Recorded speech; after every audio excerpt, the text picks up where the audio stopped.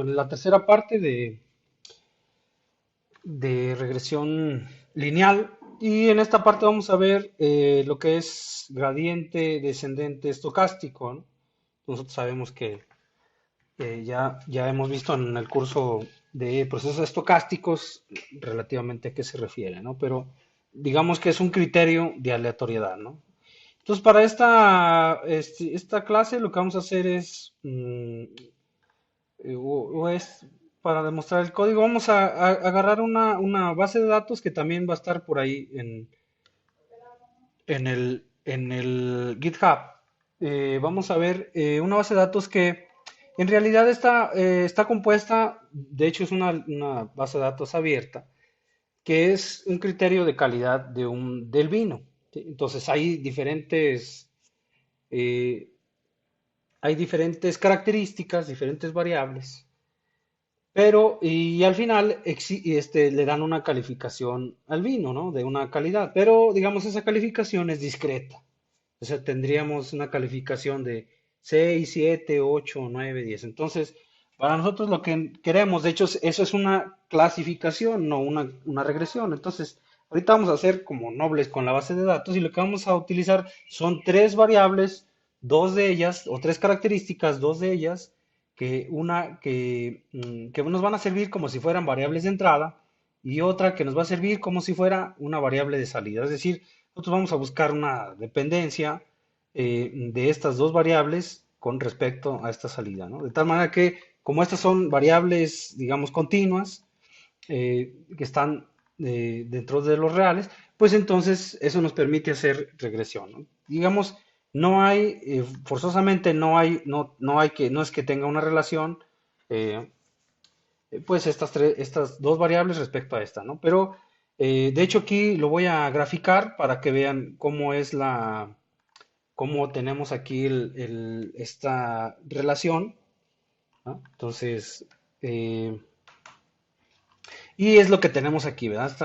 Esta es la relación ay, se quedó las variables que yo había puesto antes, pero digamos, esto es la relación que existe entre estas dos variables, ¿verdad? Y esta de acá, ¿no? Mm, Entonces, vamos a dar por aquí. Nuevamente, nada más para que los ejes estén bien nombrados. La relación, digamos, que hay entre el alcohol, el ácido cítrico y los cloruros, ¿no?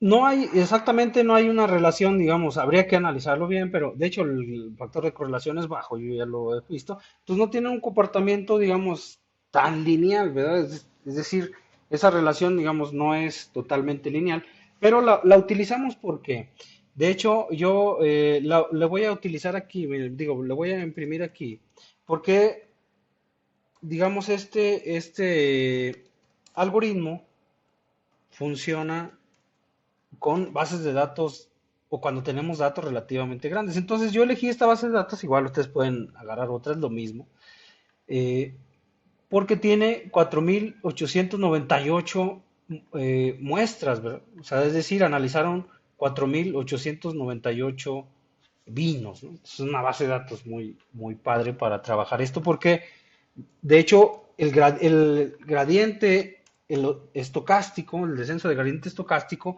nos sirve para eso. O sea, cuando tenemos muchos datos, digamos, el gradiente clásico, su convergencia, como el gradiente son direcciones ortogonales, pues hace mucho zigzagueo y digamos que el resultado tarda mucho en converger, ¿no? Y además de que el gradiente estocástico, ahorita vamos a ver la naturaleza del gradiente estocástico, nos puede permitir incluso resolver problemas que no son convexos, es decir, problemas de optimización en donde no solamente tenemos múltiples soluciones, ¿no? O múltiples mínimos, y de hecho lo que estamos buscando es el mínimo global, o sea, la mejor solución, ¿verdad? Porque digamos que hay buenas soluciones que son modas o que es una función multimodal, pero la que estamos buscando es la mejor solución. Bueno, aquí tenemos el código es relativamente sencillo. no voy a entrar tanto a detalle cómo es que el gradiente estocástico toma las direcciones, porque, digamos, eso es lo interesante, aunque por cuestiones de tiempo, pues vamos a ver simplemente cómo lo aplicamos, pero digamos que nosotros podemos estar viendo direcciones. De hecho, al final voy a ver si por ahí me encuentro un ejemplo de cómo sigue el camino del gradiente descendente y cómo es el gradiente estocástico, ¿no? Algunos de los ejemplos. Pero aquí lo vamos a aplicar, ¿no? Entonces, lo que tenemos aquí es igual la estandarización de los datos, ¿verdad? Tenemos la base de datos y la estandarizamos, ¿no? Porque ese es el primer paso, ya habíamos dicho, siempre vamos a normalizar o estandarizar los datos, ¿no? Puede ser con este que yo uso, que se conoce como Z-score, o puede ser max-min o lo que sea, ¿no? Cualquier otro criterio de normalización.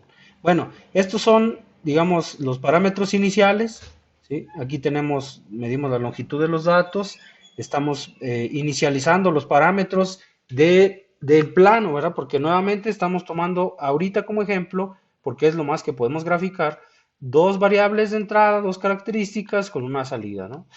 Entonces sigue siendo lo mismo. Aquí tenemos el intercepto o el bias, ¿sí? Que, y aquí tenemos la teta 1 y teta 2, ¿no? Este es teta 0, ¿no? Entonces ya esto ya lo he explicado antes.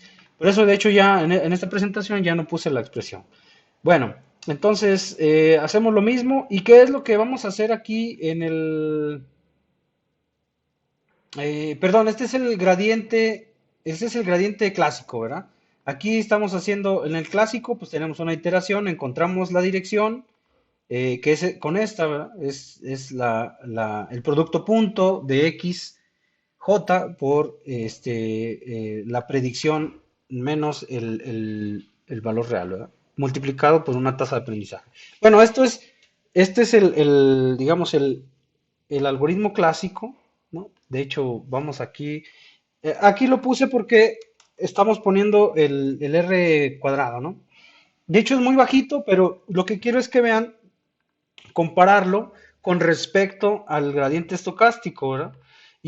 Bueno, aquí está la gráfica de ese plano, ¿no? Entonces, digamos, esta primera parte yo lo dejé así para comparar y tener aquí esta parte del R cuadrada, ¿no? Que es un parámetro para medir qué tan la bondad de ajuste del que estamos viendo, ¿no? Aunque generalmente podemos usar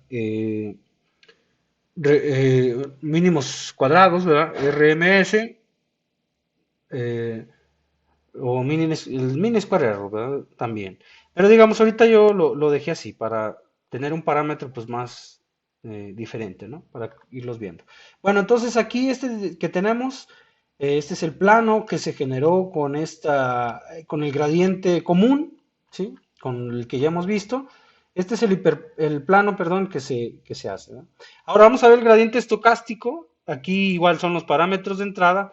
De hecho, aquí yo inicializo con los mismos parámetros para poder comparar con lo que resultó acá, pero también podemos inicializarla con parámetros aleatorios, ¿eh? Por eso había dejado esta línea por aquí. Lo más correcto es inicializar con parámetros aleatorios o tener un preconocimiento de lo que tenemos y poder estar en algunos, pues cerca, no tan lejos del, del mínimo, ¿no? Bueno, entonces, ¿qué es lo que hacemos aquí? Aquí lo que estamos haciendo es elegir aleatoriamente, incluso pudiéndose repetir, los diferentes datos. Es decir, en lugar, vamos a estar calculando inicialmente esta dirección tomando en cuenta un solo dato, ¿no? O sea, esta dirección se va a estar actualizando tomando en cuenta un solo dato de manera aleatoria, ¿no? Entonces, este primer ciclo, o sea, este ciclo anidado, digamos que lo que hace es genera números en una dirección aleatoria, ¿sí? Agarra un valor aleatorio de entre este y este número y lo que nos va a hacer es que ese dato lo vamos a tomar para poder estimar esta variable, ¿verdad? O sea, es decir, teta va a estar siendo actualizada con un solo valor de manera aleatoria, ¿no? Bueno, aquí tenemos el código es relativamente sencillo.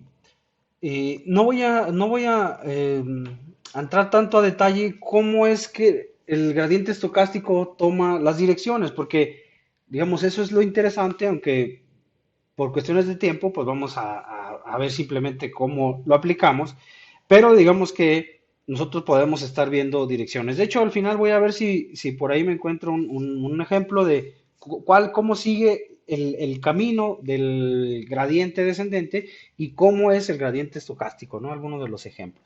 Pero aquí lo vamos a aplicar, ¿no? Entonces, lo que tenemos aquí es igual la estandarización de los datos, ¿verdad? Tenemos la base de datos y la estandarizamos, ¿no? Porque ese es el primer paso, ya habíamos dicho. Siempre vamos a normalizar o estandarizar los datos, ¿no? Puede ser con este que yo uso, que se conoce como Z-score, o puede ser max-min o lo que sea, ¿no? Cualquier otro criterio de normalización. Bueno, estos son, digamos, los parámetros iniciales, ¿sí? Aquí medimos la longitud de los datos, estamos inicializando los parámetros del plano, ¿verdad? Porque nuevamente estamos tomando ahorita como ejemplo, porque es lo más que podemos graficar, dos variables de entrada, dos características con una salida, ¿no? Entonces, sigue siendo lo mismo. Aquí tenemos el intercepto o el bias, ¿sí? Que, y aquí tenemos la teta 1 y teta 2, ¿no? Este es teta 0, ¿no? Entonces, ya esto ya lo he explicado antes. Por eso, de hecho, ya en esta presentación ya no puse la expresión. Bueno, entonces, hacemos lo mismo. ¿Y qué es lo que vamos a hacer aquí en perdón, este es el gradiente clásico, ¿verdad?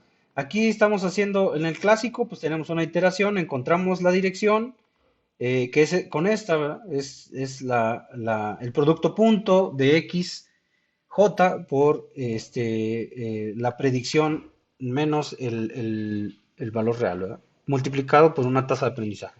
Bueno, este es digamos, el algoritmo clásico, ¿no? De hecho, vamos aquí. Aquí lo puse porque estamos poniendo el R cuadrado, ¿no? De hecho, es muy bajito, pero lo que quiero es que vean, compararlo con respecto al gradiente estocástico, ¿verdad? Bueno, aquí está la gráfica de ese plano, ¿no? Entonces, digamos, esta primera parte yo lo dejé así para comparar y tener aquí esta parte del R cuadrada, ¿no? Que es un parámetro para medir qué tan la bondad de ajuste del que estamos viendo, ¿no? Aunque generalmente podemos usar mínimos cuadrados, ¿verdad? RMS, eh, o el mini square error, ¿verdad? También. Pero digamos, ahorita yo lo dejé así para tener un parámetro pues más diferente, ¿no? Para irlos viendo. Bueno, entonces aquí este que tenemos, este es el plano que se generó con el gradiente común, ¿sí? Con el que ya hemos visto. Este es el plano, perdón, que se hace, ¿no? Ahora vamos a ver el gradiente estocástico. Aquí igual son los parámetros de entrada. De hecho, aquí yo inicializo con los mismos parámetros para poder comparar con lo que resultó acá, pero también podemos inicializarla con parámetros aleatorios, ¿eh? Por eso había dejado esta línea por aquí. Lo más correcto es inicializar con parámetros aleatorios o tener un preconocimiento de lo que tenemos y poder estar en algunos, pues cerca, no tan lejos del, del mínimo, ¿no? Bueno, entonces, ¿qué es lo que hacemos aquí? Aquí lo que estamos haciendo es elegir aleatoriamente, incluso pudiéndose repetir, los diferentes datos. Es decir, en lugar, vamos a estar calculando inicialmente esta dirección tomando en cuenta un solo dato, ¿no? O sea, esta dirección se va a estar actualizando tomando en cuenta un solo dato de manera aleatoria, ¿no? Entonces, este primer ciclo, o sea, este ciclo anidado, digamos que lo que hace es genera números en una dirección aleatoria, ¿sí?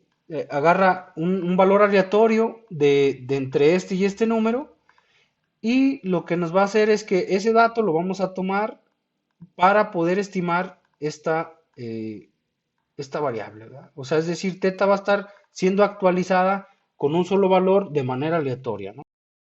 Entonces, se va a estar actualizando así y aquí pues estamos midiendo el costo, ¿no? Que es el mean square error. Aquí estamos sacando el costo, pues, ¿verdad? De esa función, ¿no? La diferencia, la suma de las diferencias al cuadrado, ¿no? Aquí. Eh, entonces, ¿qué es lo que vamos a hacer en este primer ciclo? Es eso, ¿verdad? O sea, tomamos aleatoriamente un dato, ¿sí? De eso consiste el gradiente estocástico, es decir, aleatoriamente estamos eligiendo un dato para poder actualizar la dirección y eso lo vamos a repetir n iteraciones. De hecho, por eso las iteraciones aquí son bajas porque, digamos, tiene menor, digámoslo así, requiere menos iteraciones para poder llegar al mínimo. Entonces, ¿qué es lo que hacemos aquí? Bueno, de hecho, lo voy a correr. Entonces, prácticamente, miren, aquí es lo mismo, prácticamente estamos haciendo lo mismo. Esta parte de aquí hasta acá es lo mismo que el gradiente normal, simplemente que estamos eligiendo aquí, esta es la parte de aleatoriedad, ¿no? Que digamos, por eso le da el carácter de estocástico, ¿no? Por eso su nombre así. Bueno, entonces aquí imprimimos igual, bueno, la cantidad de los datos. De hecho, esta línea no tiene mucho sentido aquí. Y aquí vemos el dato real con el dato predecido, ¿no? Que es esta parte que se imprime aquí, que es concatenado. Y aquí el z-score, ¿no? Fíjense, de hecho tenemos aquí punto 1372 y acá teníamos, en el caso este, 13.73, ¿no? Entonces andamos, digamos, muy cerca del valor de R cuadrado, es decir, prácticamente está llegando a un resultado similar. Pero fíjense que incluso aquí digamos, el error, ¿verdad? El error, la suma de los errores al cuadrado, pues queda, la función de costo tiende una caída más rápida, ¿verdad? Precisamente por esta cuestión de, de ser estocástico, ¿no? Vamos a ponerle otras 50 iteraciones nada más para ver si hay alguna diferencia, pero en realidad, digamos, ya lo que va a variar va a ser muy poquito. Ahí está, ¿verdad? Entonces, pues prácticamente una variación de nada, ¿no? Estamos aquí también, mire, ya estamos en el punto 13.736, punto 13.732, ¿no? Entonces andamos ya muy cerca. De hecho, si pusieran unas iteraciones, pues más, ¿no? Eh, Aquí digamos que quizá no se nota, sería muy difícil notarlo porque pues no estamos viendo gráficamente qué sucede, pero ya está demostrado que el gradiente estocástico puede llegar en algunos casos, ¿verdad? En algunos casos, digamos, de ciertas bases de datos, nos puede sacar de caer en un mínimo local, ¿eh? Entonces, es muy interesante este método y hay otras dos variantes, ¿verdad? Como con la idea de mejorarlo, ¿no? Hay otras dos variantes eh, de este método, ¿no? Pero digamos, hasta aquí ahorita vamos a llegar. Y aquí lo único que voy a hacer es graficar el resultado nuevamente. Ay, me quedaron los mismos, también por aquí. Déjenme actualizo esto. Eh, por aquí me quedaron los mismos títulos, ¿verdad? del ejemplo anterior. Entonces vamos a ponerlos por aquí bien. Eh, bueno, entonces ya aquí acomodé las etiquetas de los ejes y tenemos aquí el plano, ¿verdad? El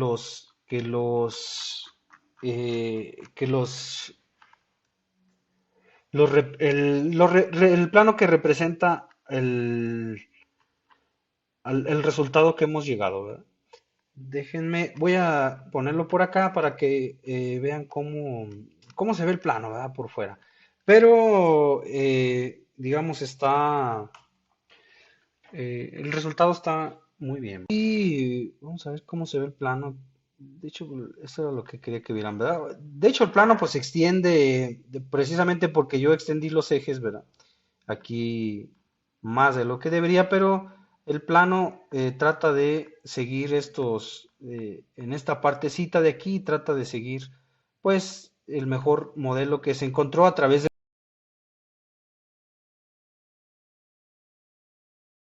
Entonces, ahí está. Claro que, pues, mm, digamos, esta dispersión de datos, pues no tiene todavía un sentido físico, ¿verdad? De hecho, la idea era utilizar pues una base de datos como grande para que vieran cuál es la diferencia. Bueno, entonces ahí queda. Hay que revisar un poquito esto, pero es simplemente que yo elijo los datos aleatoriamente, voy actualizando los parámetros y lo itero, ¿no? O sea, este primer ciclo, digamos, es la iteración de la aleatoriedad y este segundo ciclo es la época, ¿no? Una época en el algoritmo de optimización, ¿no? O del aprendizaje. Bueno, entonces ahí queda, pues cualquier duda lo van viendo.